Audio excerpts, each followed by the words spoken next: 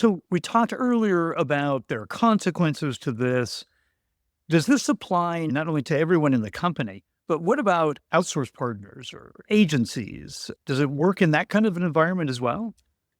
So it can. Another company that I worked with, we actually had that. So the erstwhile Yahoo group, when Marissa Myers was there, they were having a lot of issues between their global PR group and their advertising companies and PR companies. All of them wanted access directly to Marissa. So they were bypassing the global PR group.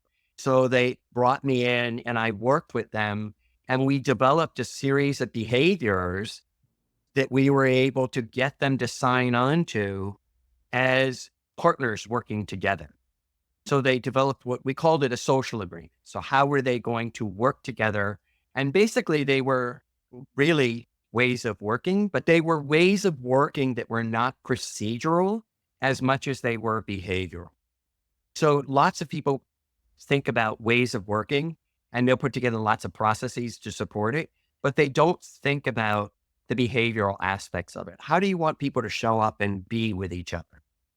That does not mean, by the way, that we don't have conflict in the companies that I work with. In fact, when I was at Booz Allen, there was a period of time the CEO basically expected pushback in meetings. He expected robust discussion. And there was a period of time that I was being quiet. And he called me into his office and he said, "Ed, you checked out? Are you not with us anymore?" And I said, "Why are you asking that?" And he said, "Because you've been quiet and you usually push back on stuff a lot more than you're doing now." And I said, "You know what? I'm not disagreeing with what you're saying right now.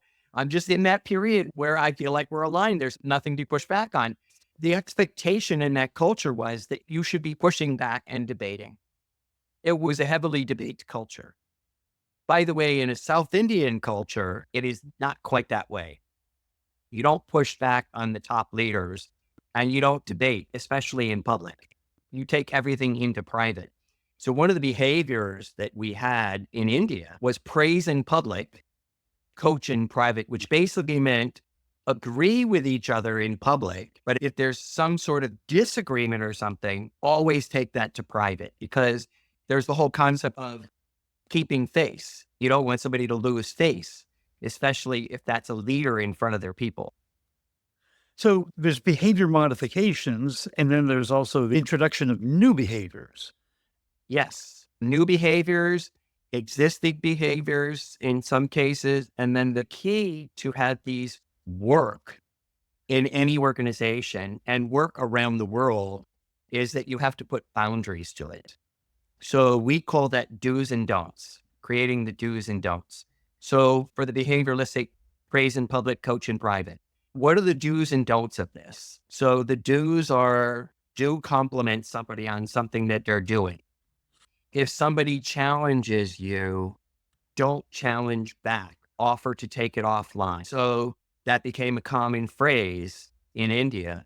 Can we take this offline? And then one of the do's was when you take it offline, inform everybody what was decided. Because if you take it offline and there's nothing resolved, then how do they know what direction you're going? So the do's and the don'ts set boundaries.